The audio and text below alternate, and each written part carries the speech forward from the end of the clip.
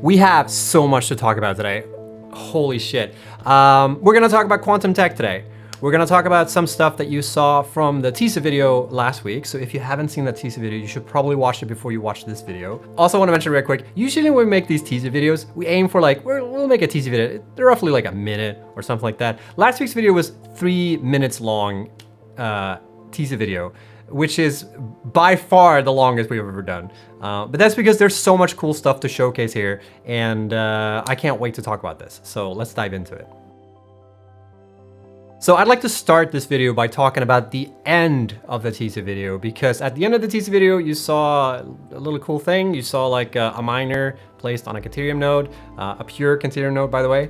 And what did we see? We saw like a shiny new belt. What is that? What could that possibly be?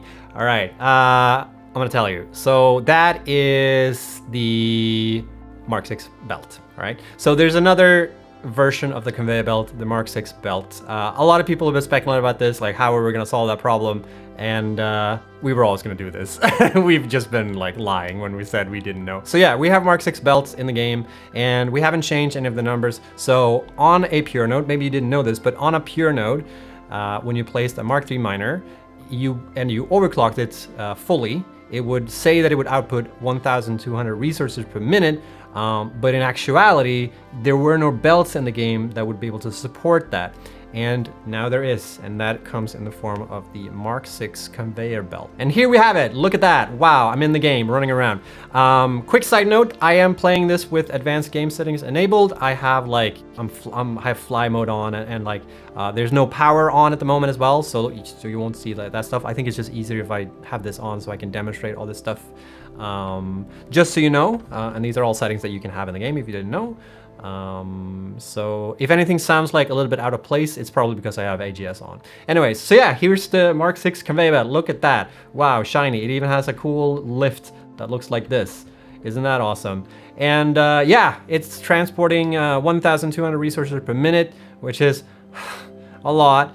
And just to give you like a little bit of sense of scale, right? On a pure node like this is a pure iron node.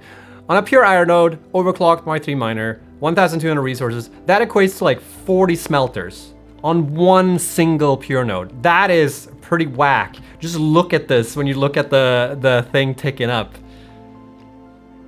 That's pretty nutty. And that's just the one conveyor belt, right? So yeah, have fun with that. Now it also maybe makes sense when we talked about the moving of nodes and whatnot in the world. Like there are still more resource nodes on the map than there were before, but a lot of people are a little bit concerned. We're like, why are you guys moving around the nodes in this manner? And it's partly because we needed to balance the map with this in mind. So yeah, that's that. So not only are Mark 6 conveyor belts great for, you know, getting that pure node action going, it's also great for when you want to balance your own factories, when you needed more than what the Mark 5 belt could supply. Screws is one of those things where it's nice to have a faster belt, even if you don't output that fast on like within your factory.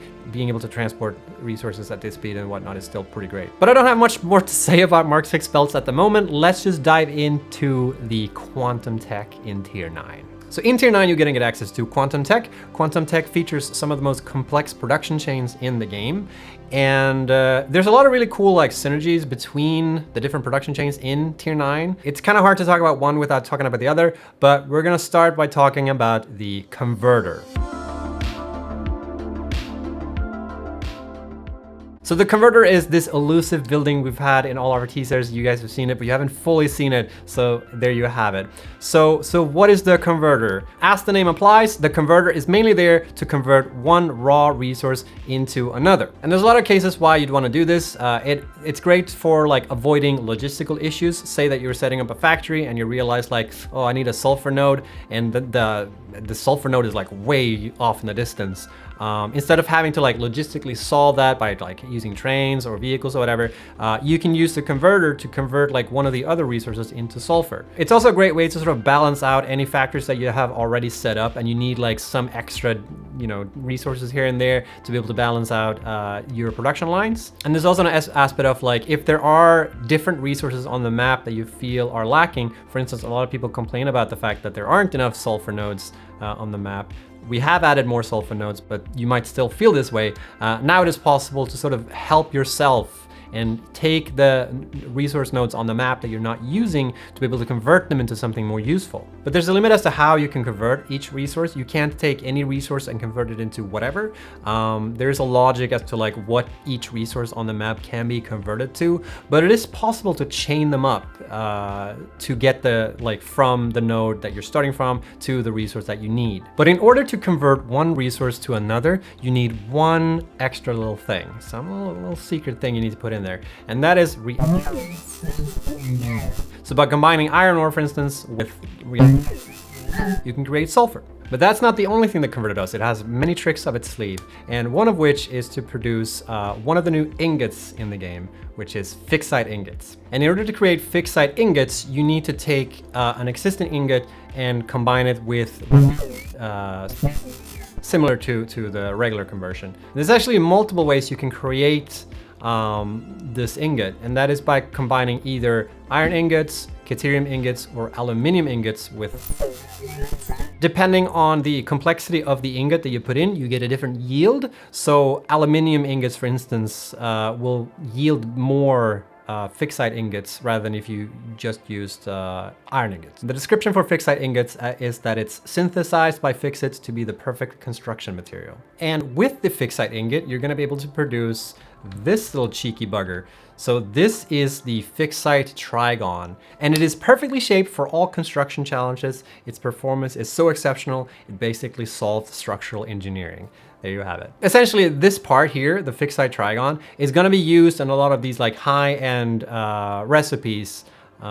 So this is like a little bit of like low tier thing you're gonna need to figure out and produce these in mass quantities so you can produce some of these more complex parts. But that's not the only thing the converter can do. It can also produce this part, and this is a time crystal. So time crystals are diamonds that have been reconfigured on a subatomic level in the converter to retain a time periodic self-organizing structure. And I mentioned diamonds because that's the part that needs to be put into converter to be able to produce this part. And diamonds are created in the particle accelerator by putting in coal. You need a lot of coal, by the way. It's like 600 coal per 30 diamonds. You might have been wondering like why we added so many coal nodes. Partially this. So to produce these time crystals, you first need to make diamonds in the particle accelerator with coal, and then you feed that into the converter to create time crystals. Similar to the particle accelerator, the converter is also one of those things that fluctuates in power, so you need to keep that in mind. The converter has 2 conveyor belt inputs and has 1 conveyor belt output and 1 pipe output, and we'll talk more about that pipe output later. That's not everything new about the converter, but in order for me to keep talking about the converter, I also need to talk about the other new machine. So let's do that instead. So the other new machine we're adding in Tier 9 is called the Quantum Encoder. So yeah, the Quantum Encoder, huh? What a concept. The Quantum Encoder is probably the machine that produces the most complex parts in the game. Down to the quantum level. Similar to the converter and the particle accelerator, the quantum encoder also fluctuates a lot in power, and it fluctuates way more than either of the other machines. So you need to keep that in mind. And the thing about this machine is that it solves 2 of the biggest mysteries we've had in early access, right? So in Satisfactory, up until this point, there's been references to 2 weird parts that you haven't been able to produce: the superposition oscillators and the quantum computers, right? And while the quantum encoder does produce superposition oscillators, it does not create quantum computers. So eagle-eyed viewer may have noticed in the teaser video that we did see the quantum computer. It is there in the teaser video. You can see it coming out of the manufacturer, but what people have spotted is the fact that the recipe for quantum computers is the same as supercomputers. Isn't that strange? Yes it is. Are we gonna get an explanation for that? Maybe. So yeah, what's going on? What's happening here? So I'm gonna give you the full rundown here, and it's a bit confusing, okay? But just bear with me, all right? So quantum computers are not a thing anymore, okay? Quantum computers are gone from the game. But they're not gone. They're still, if you have quantum computers in your inventory, they're gonna exist, but they're not gonna do anything. So what has happened is we have replaced the mesh for supercomputers with the mesh from quantum computers. So these are supercomputers that you're seeing rolling here on the belt, being produced from the manufacturer. And being fed into the quantum encoder. We felt that it was strange that you would create quantum computers and then put them into the quantum encoder. It felt like it made more sense that you would create a quantum computer from a supercomputer and you would do that in the quantum encoder. So we have moved things around a little bit. We also really like this mesh. We think it's really cool. So that's why we decided to replace supercomputers with the mesh of quantum computers, but these are not quantum computers, they're supercomputers. Does this make sense? I don't know if it does. All you need to know is that these are supercomputers and they're being fed into the quantum encoder. And to take the place of quantum computers, we have to replace it with this new part. And this part is called the neural quantum processor. But it's not like this is replacing quantum computers. It's a new part.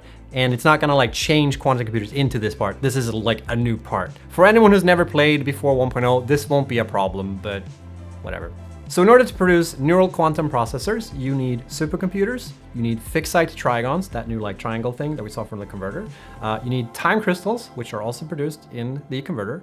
And you need something called excited photonic matter. And this is where the pipe from the converter comes into play. Because you may have spotted that from the converter, there is a pipe coming out of it, but there's nothing going into the converter. So it's just like, what's going on? And yes, this is like one of the only resources in the game that is produced by a machine that doesn't require any input. And that is because the excited photonic matter is being produced from the converter by the fact that it is built by computers. It is being created by inducing intense photon interactions through exposure to the in a high energy environment.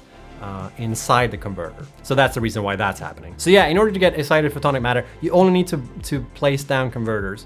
And if you need more excited photonic matter, you just need to build either more converters or you can overclock the converters. So excited photonic matter is not a liquid, but it's also not a gas. It's also not a solid and it's not a plasma. It's like its own thing. And Mark provided me with some scientific bullshit reason as to like why it's not a gas or a liquid, so I'm just gonna read that off. So in essence, excited photonic matter is a quantum state of matter that doesn't fit into the classical categories of gas, solid, liquid, or plasma. It's an emergent phenomenon that arises from the interactions between light and matter at the quantum level. And excited photonic matter is neither a gas or a fluid, but it does behave like a gas in the game, so just bear that in mind. All of this will be on the test, by the way, so I hope you took notes. The key thing about quantum encoders is that every single recipe that goes into a quantum encoder will require excited photonic matter. And every single recipe that is produced in the quantum encoder will create a byproduct called dark matter residue. And similar thing there, dark matter residue is not a gas, it's not a liquid, it's something else. It behaves like a gas though. But more on that in a second. And if anyone tells you it's a gas, it's wrong. They get an F on the test. Before we talk about dark matter residue, I'm gonna show you the superposition oscillator recipe. And in order to create superposition oscillators, you need excited photonic matter, you need alkylate aluminum sheets, you need crystal oscillators, and you need something called a dark matter crystal. Another new exciting part. And this is what that is. This is a dark matter crystal, and it is produced in the particle accelerator. But here's the catch, okay? In order for you to produce the dark matter crystal, you need dark matter residue. So to create a dark matter crystal, you need to combine diamonds together with the byproduct from the quantum encoder, the dark matter residue.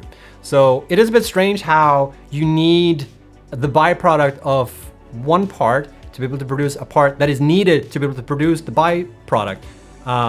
Isn't that strange? Yes, it is. And this isn't the first time we've had in Satisfactory where, you know, you can use the byproduct in one machine to like link it back and use it in a previous step in the chain, such as for like aluminium does that and nuclear and whatnot. Another unique thing with the dark matter residue is also that this is not a This is not something you can package and sync. Like for instance, when you're processing bauxite and that shit, you can take like the water and then package it and then sync it. With dark matter residue, that is not possible. You actually need to produce dark matter crystals to be able to sync those to get rid of this. So how in the heck are you supposed to solve this problem? Well, that's up to you.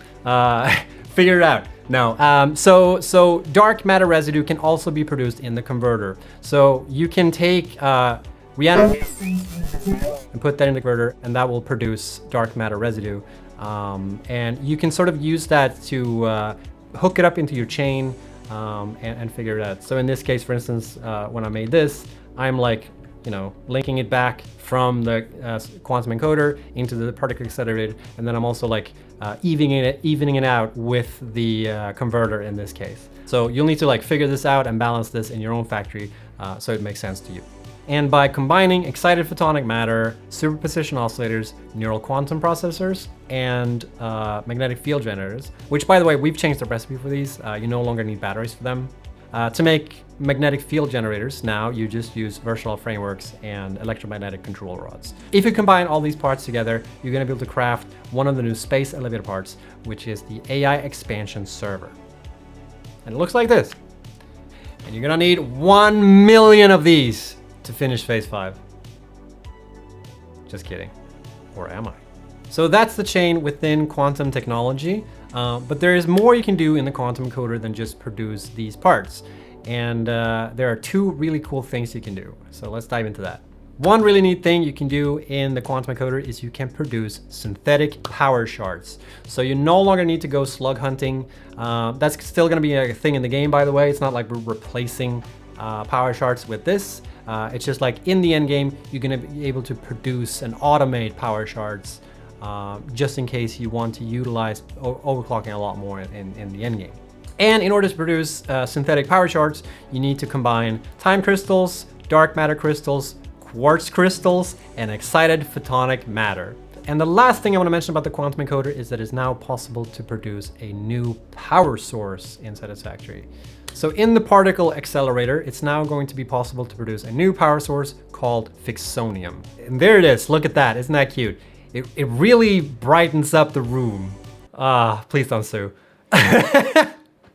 So yeah, by combining dark matter residue, the byproduct from quantum encoders, singularity cells, which is also a new part, it's produced here in the manufacturer. And you make it by combining nuclear pasta, dark matter crystals, iron plates, and concrete. And the last bit of ingredient to create Ficsonium is plutonium waste. Look at that.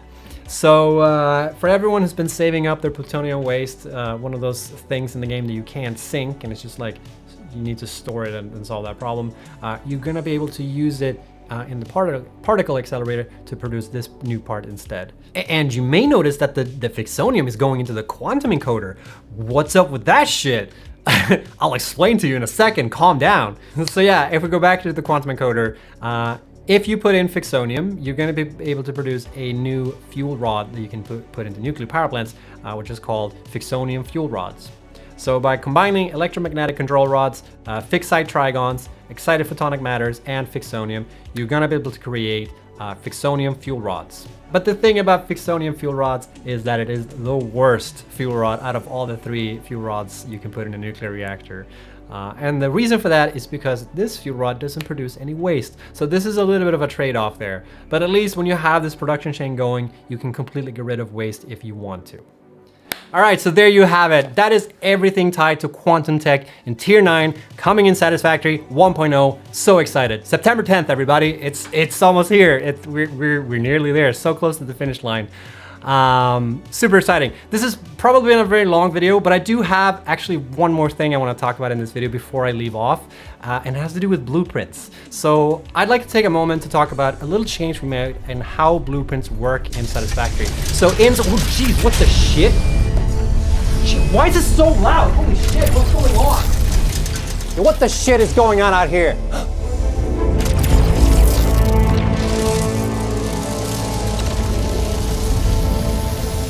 Holy shit, lasers?